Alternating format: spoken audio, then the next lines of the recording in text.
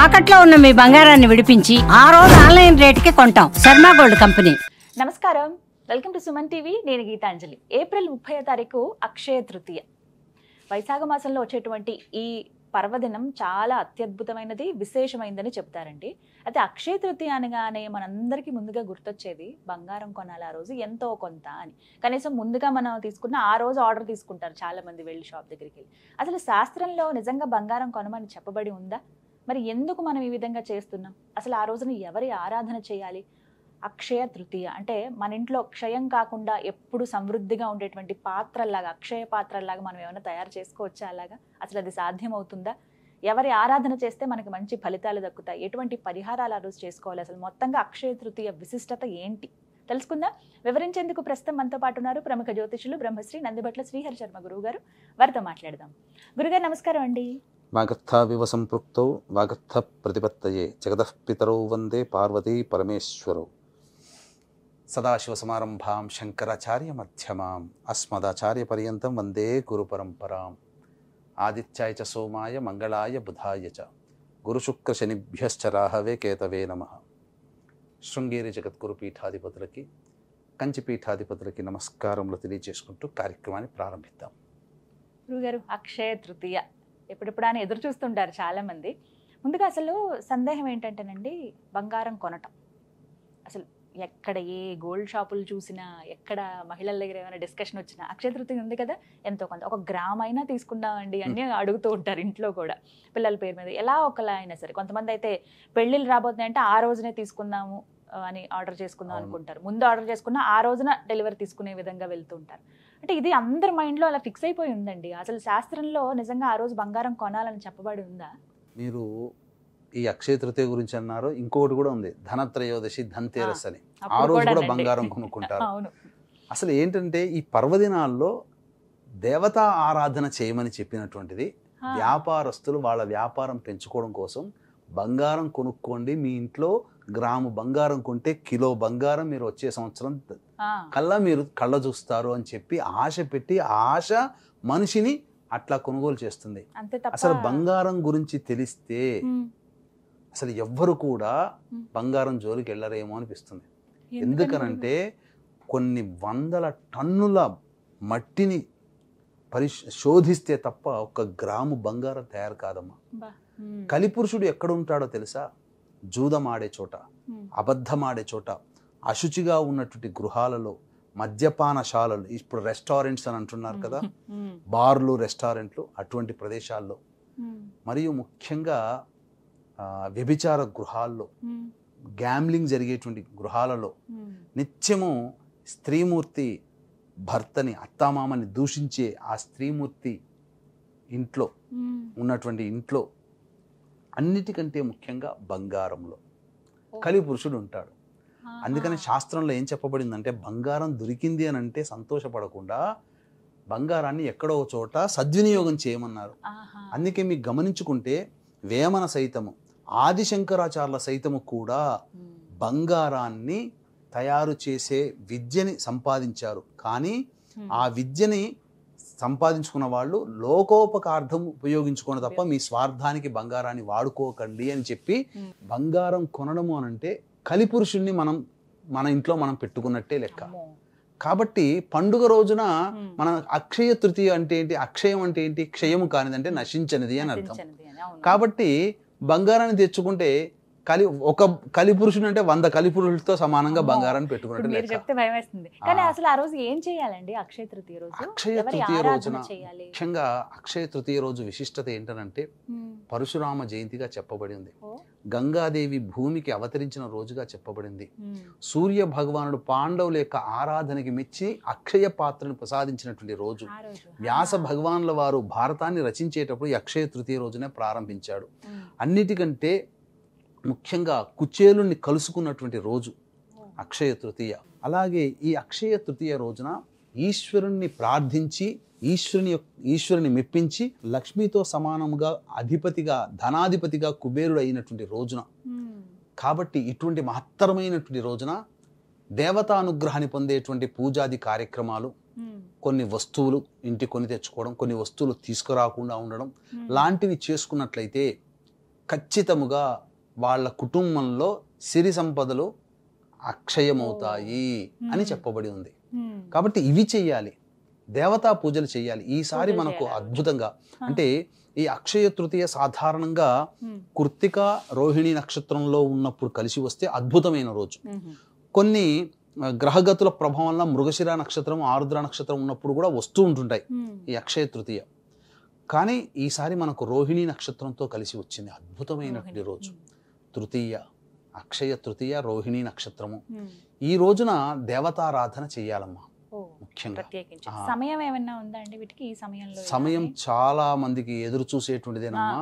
ఎందుకనంటే అద్భుతమైనటువంటి సమయం ఏంటనంటే రోహిణి నక్షత్రము మరియు వృషభ రాశి, వృషభ లగ్నము, స్థిర లగ్నము, అటువంటిది సమయం 6:46 నుంచి 8:46 మధ్యకాలం ఏదైతే ఉందో అది వృషభ లగ్నం.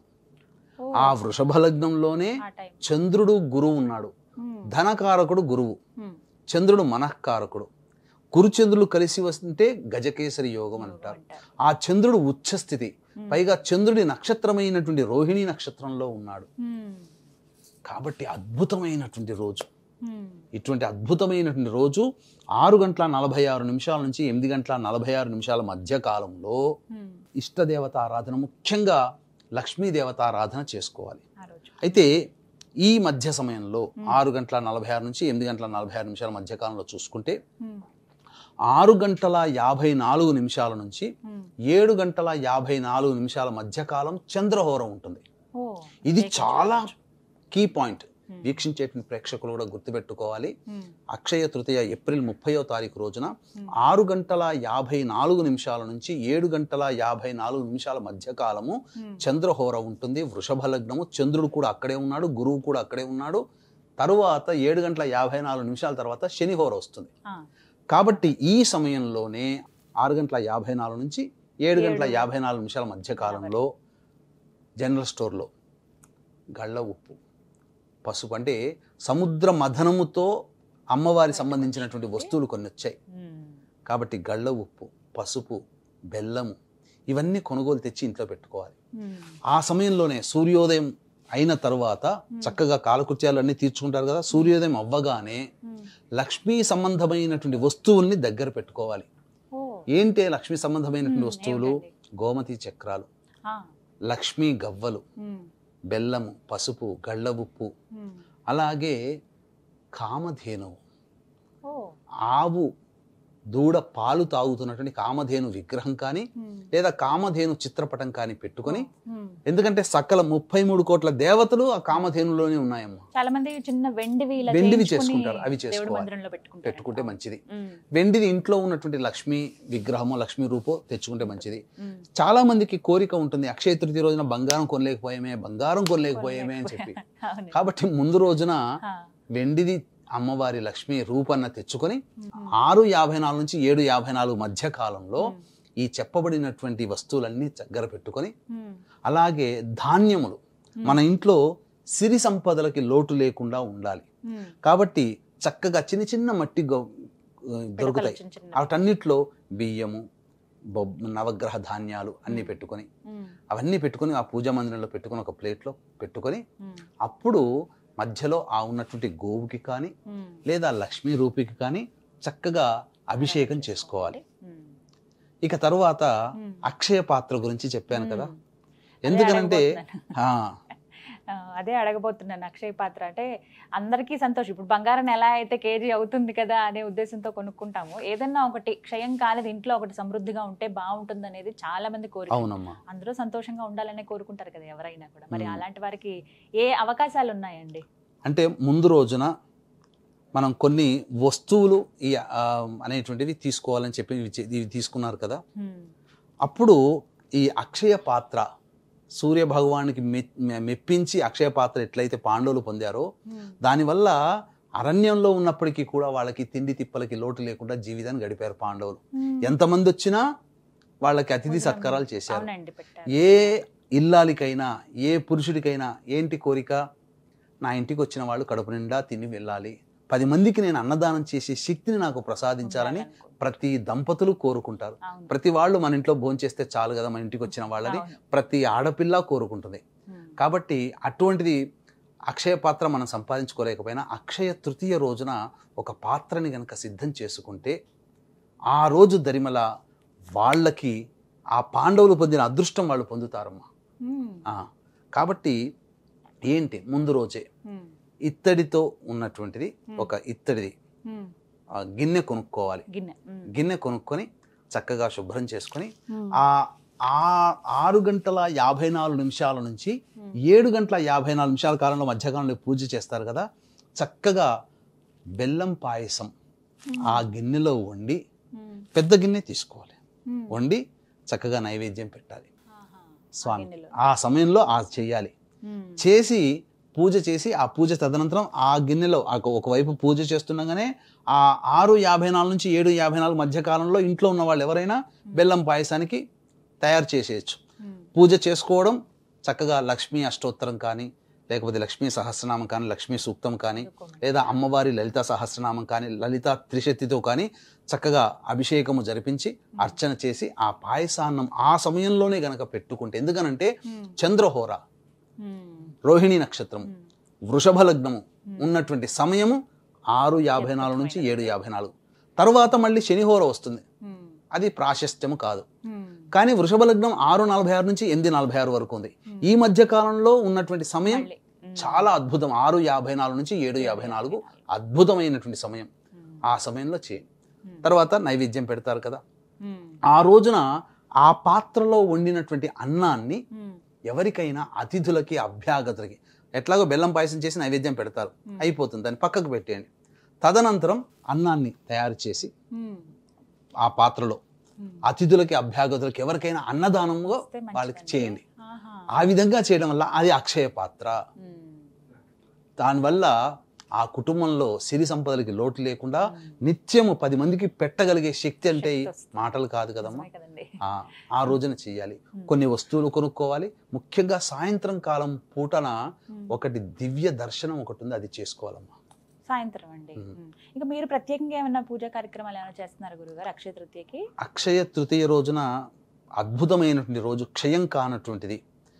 అంటే శక్తిపాతము చేసినటువంటి పూజ చేసి, అంటే ఆ రోజున ముఖ్యంగా లక్ష్మీ మూలమంత్ర సంపుటిత లక్ష్మీ సూక్త హోమము, అలాగే శని దోషముతో శని బాధలు పడుతున్నటువంటి వాళ్ళు మీనం, మేషం, మిథునం, కర్కాటకం, సింహం, కన్య, వృశ్చికం, ధనుస్సు, కుంభరాశులలో జన్మించినటువంటి వారు శనిదోష పరిహారార్థమై శనీశ్వర హోమం, మన్యుపాశుపత మూలమంత్ర హోమముతో, లక్ష్మీ మూలమంత్ర సంపుటిత లక్ష్మీ సూక్త హోమముతో చేయబడినటువంటి శక్తిపాతం చేయబడినటువంటి శంకరుంగలి మాలని ఆ పూజలు హోమాలన్నీ జరిపించి వాళ్ళ గోతనామాదులతో ఆ శంకరుంగలి మాలని శక్తిపాతం చేసి ఇవ్వడం జరుగుతుంది. దాన్ని ధరించడం ద్వారా వివాహం కావలసిన వాళ్ళకి వివాహాలు, నరదృష్టి, నరఘోష, అలాగే కుజదోషము, కాలసర్పదోష నివారణలు, అలాగే ముఖ్యంగా ధనపరమైనటువంటి సమస్యలు, ముఖ్యంగా ఈ యొక్క రాశులలో జన్మించినటువంటి వాళ్ళు ఉన్నారు కదా, శని దోషం, ఇప్పుడు శని మీన రాశిలోకి మారాడు కాబట్టి మీనం, మేషం, మిథునం, కర్కాటకం,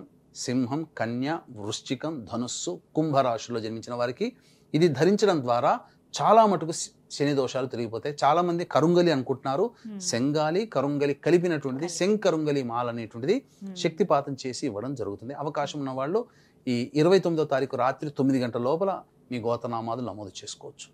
గురుగారు, సాయంకాలం పూట దివ్య దర్శనం చేసుకోవాలని అంటున్నారు, అవి ఏంటండి, వాటి వివరాలు తెలియచేయండి.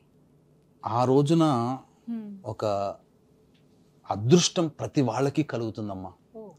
ఏంటనంటే అపిత కుచాంబా సమేత అరుణాచలేశ్వరుని యొక్క కళ్యాణము అక్కడ జరపబడుతుంది, అరుణాచలంలో జరుగుతుంది. అది దర్శించడం ద్వారా మనం ఇక్కడ ఉండి కూడా ఆ కళ్యాణం జరుగుతున్న క్షేత్రం సమయంలో మన దేహంలో ఉన్నటువంటి సూక్ష్మ శరీరం అక్కడికి వెళ్ళి ఆ కళ్యాణాన్ని తరించి ఆ పుణ్య ఫలితాన్ని మళ్ళీ మన దేహానికి ఇస్తుంది. ఏం చేయాలంటే ఆ రోజున చంద్రుడిని దర్శనం చేసుకోవాలి.